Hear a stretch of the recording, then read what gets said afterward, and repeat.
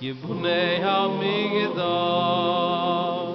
Hirtzio inte malai Okor les ozman. Welcome to our channel. In this video, Rabbi Kolakowski, affectionately known as the Koblenzer Rebbe, will discuss the deeper meaning of Exodus chapter 19 verse 6, where the Torah says, "You shall be unto me a kingdom of priests and a holy nation." What exactly is the role of a priest? The answer may surprise you. Let's watch. Alright, Bruchim Aboim, welcome everyone. I wanted to make a special video for our new friends in Lake Success and Bichlal for our viewers in general. Something on this week's Parshat, Parshat Yitro, the Torah reading of Jethro. Now Jethro is an interesting character. He's Moses' father-in-law, we all know that. And he is called Kohen Midian, which you would generally translate as the priest of Midian. That's what he's called, right? In the beginning of the Parsha, Yishma Yisro Kohen Midian.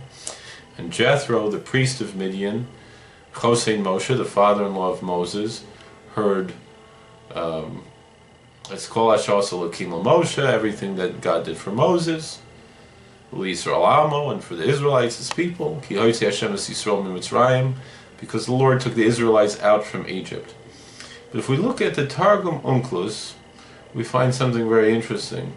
The Targum Onkelos translates the word, usually the word Kohen, in Aramaic as Kahana.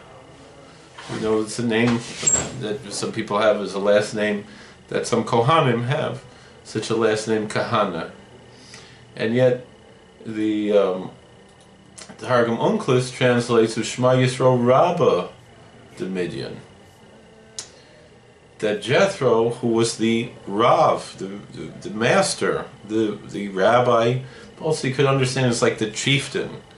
In a certain way, actually the room where I am now, whatever it is the Indian chief.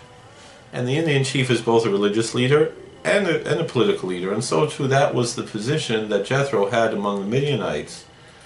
We actually have earlier in the Torah another person, probably the first time that the word Kohen appears, is in Genesis 14. That we have a figure who appears in verse 18. The sages teach us that this Melchizedek was actually Shem ben Noach, Shem the son of Noah. And it says in Genesis 14:18, Melchizedek melech shalom hoitzi lechem u'yayin, Melchizedek, which means my king is righteous, the king of Shalem, of Salem, or Melchizedek, the king of Salem, took out bread and wine, and he is a priest to the Most High God. Onkelos here renders Kohen not as Kahana and not as Rabbah, but rather it says Hu Meshamesh Kadam Keleloah, and he was a servant before the Most High God. Interestingly, in some of the traditional Christian churches, before you can become a priest, you first have to be a deacon. Deacon comes from the word diakonos, which is the Greek equivalent of this Aramaic Meshamesh. I think actually in the Aramaic-speaking churches they call a deacon Shamash, like Shamas. Like we have such a word as Shamas, a Gabbai, Shamas. So what's the meaning here? And what do we want to bring out from here? Because back in our Parsha, in chapter 19, we have a very famous verse where it says in the Parsha, Vatem tiuli mamleches kohanim v'goy kadosh. It says in Exodus 19 verse 6, and you shall be for me a kingdom of priests and a holy nation. Let's again look at how Onkelos translates that into Aramaic. He actually says Vatuntoin kadamai malchin kahanin vam kadish. It's just basically the same idea, that you will be before me kings and priests, priestly kings, which was what both of these figures were. These previous people who are called Kohen, whether it's Melchizedek was Melech Shalem, he was the king of Salem. Melchizedek was the king of Salem. He is called Kohen, but there his term of Kohen is Mishamesh. And then you have Yitro in our Parsha is called Kohen Midian, and there he's Rabbi the Midian, the master, the chief. But when it says, you will be for me a kingdom of priests, and you'll be kings, priests, so one thing you could translate just from Onkelos, the way Onkelos renders it, is that there will be both kings and priests among the Jewish people. But obviously the plain meaning is that we are serving as priests. I remember there was a famous talk show host who converted to Judaism. I think her father was Jewish. She had a Jewish sounding last name. And she was speaking at a Jewish gathering, and she said, I realized from Exodus 19:6, what our job is as Jews. This says, you will be for me a kingdom of priests and a holy nation.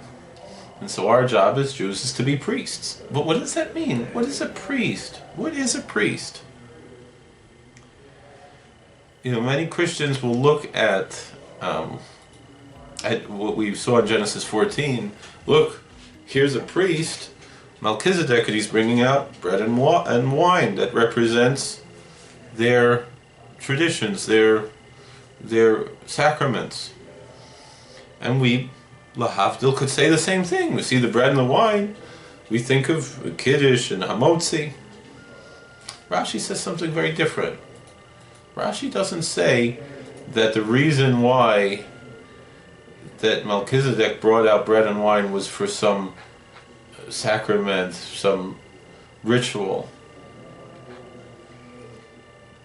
So why is he bringing out bread and wine? Let's look at Rashi. Rashi says, and Rashi is the one who says, Midrash Agadu Shem B'Noyach. He says, why is he bringing them lechem v'yayin? Why is he bringing them bread and wine? Kach oisem l'giyei milchama. This is what we give to people who are tired from the war. And he says he doesn't have anything against him that he killed his children. And there is a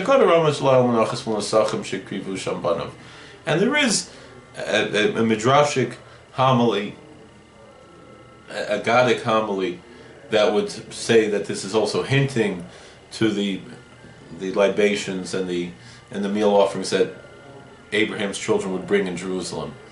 But the main simple meaning of why he brought them bread and wine is because they were hungry and thirsty, and he was feeding the hungry and giving drinks to the thirsty people.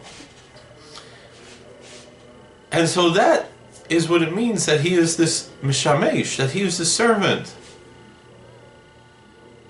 that he is there to serve the people, to feed the hungry, to give drink to the thirsty.